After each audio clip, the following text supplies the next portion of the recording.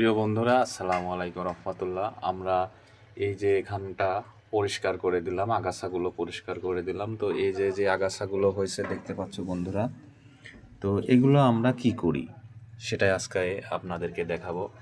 তো এই যে আজকে পরিষ্কার করার পর এখানে যে আগাছাগুলো হয়েছে, আমি এগুলো নিয়ে এই যে আমার এখানে একটি দেখতে পাচ্ছ বন্ধুরা, এই যে এখানে একটি টাঙ্কি আছে, এই টাঙ্কির মধ্যে এগুলো ফেলে দিচ্ছি।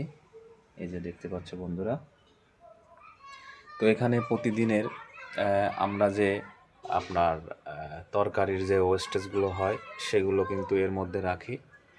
আর যে আপনার এই যে সবজি, এখানে যেসব সবজি রয়েছে দেখতে পাচ্ছ বন্ধুরা, এর মধ্যে যে সকল আগাছা হয়েছে এই আগাছাগুলো পরিষ্কার করে করে আমরা এই আপনার এই টাঙ্কির মধ্যে ফেলে দিই। এতে করে এর মধ্যে সুন্দর একটি জৈব সার তৈরি হবে এবং যেটা আবার আমরা সবজির মধ্যে ছিটিয়ে দিলে বা মিশে দিলে সবজিগুলো কিন্তু অনেক সুন্দরভাবে বেড়ে উঠবে। তো প্রিয় দর্শক বন্ধুরা, তোমরা এরকম যদি টাঙ্কি না থাকে তোমাদের, তোমরা যে কোনো বস্তা বা ব্যাগের মধ্যে বা যে কোনো পাত্রের মধ্যে রেখে রেখে তোমরা কিন্তু বাড়িতে জৈব সার তৈরি করতে পারবে প্রিয় দর্শক বন্ধুরা।